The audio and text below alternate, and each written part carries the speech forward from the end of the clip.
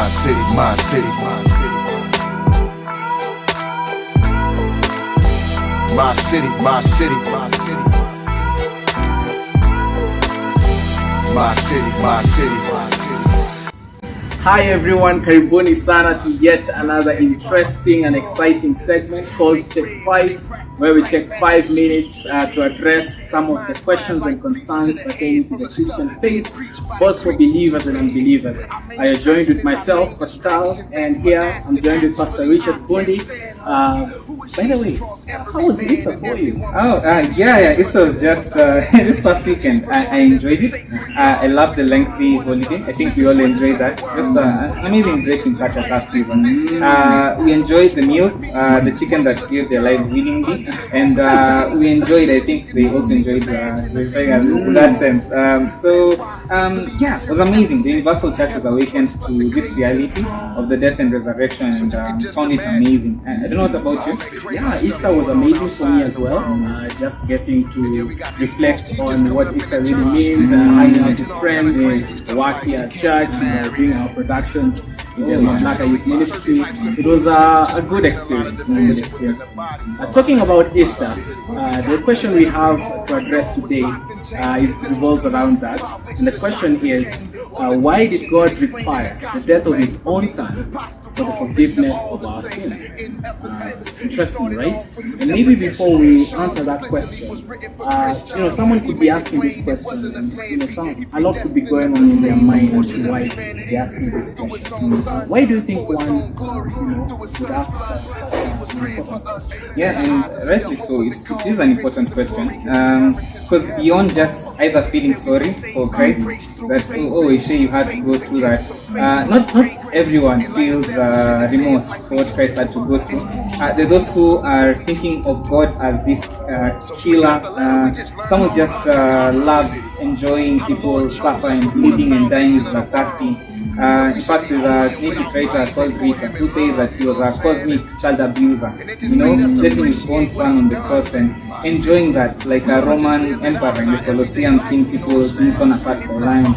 And they think of God as that he can't forgive. If he was able to do that, how much more me? And that becomes a stumbling block towards believing in Christ. And so many other reasons. I committed this sin. I think he labeled amongst the many murderers, and we shall suffer the same punishment in hell. So many reasons as to why people might be asking this question beyond just feeling remorse for Christ. So someone might be thinking, the killing of the Son is God's way of seeking appeasement before we can forgive. As Christians, we believe that we worship a God who is good. And so, now getting to that question, why does a good God resort to and require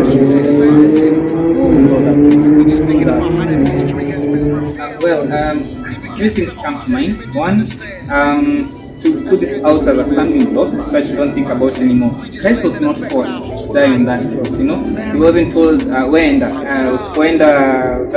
you won't sleep here tonight or something like that, He wasn't forced to do that. In fact, in John 10, the whole chapter talks of Christ as the good shepherd. And he says the good shepherd lays down the life for the sheep, but the hireling, the thief, comes to steal, kill, and destroy.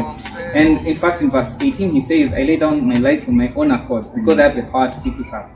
So you see, in that whole conundrum that someone has formed for themselves, they need to know that Christ was not forced. He actually willingly did this because for us as his sheep, it was the right and wise thing to do. Secondly, this was necessary. It was the only way. Christ, in fact, says he is the way, the truth, and the life. The only way. This was the only way that he could be made right before God. God required a pure, unblemished sacrifice. And I know I'm using words that seem something at this moment, but he required that someone who could take upon all the sins of the world, not cover them like the blood that the Israelites used to cover their doorposts, but someone who could take away the sins of the world. And Christ was it. You can't match up, I can't match up. No one else can take the blame and become the scapegoat that Christ was. And it was necessary. It was the only way that we could be made right before God. And thirdly, God is holy. as any loving parent, you would want to punish your child when they do something wrong. Not because you hate them, but actually because you love them. That they will get the message through this punishment that you're giving them, taking away the remote, their phone, those things that we don't do in Kenya, and stuff like that, the caning and stuff like that. So they will get the point. If they don't get the point, they will end up in this error again and again and again, become bitter, and even fall away from being a son in that sense. So God is holy, be ye holy as I am holy. It says so in 1 Peter, I think 1:16. And that is the call to every Christian. God is holy, be ye as holy as he is. So those are the take, I think. I think also part of God being holy means he's a just God, and part of being a just God means he must punish everything that has ever been everything as the perfect judge, and that is what necessitates that Christ must carry the burden of our sins on himself, which is a glorious truth, because apart from that, each and every one of us will have to carry the burden on ourselves. We should be holy and without blame before him in love. You know what I'm saying? Pastor Bundi, for that. So guys, there you have it. Guys, the reason why God would require the death of his own son for the forgiveness of our sins is because first and foremost, Christ was willing to lay down his own life for you and for me. And secondly, they needed to be one who would carry the sins that have been committed. And thirdly, that God is holy and just, and therefore punishes sin in Christ Jesus. There you have it from me, Pascal, Pastor Richard Bundi. Till next time, that was Take 5. See you guys. My city, my city, my city. My city, my city, my city. My city, my city, my city.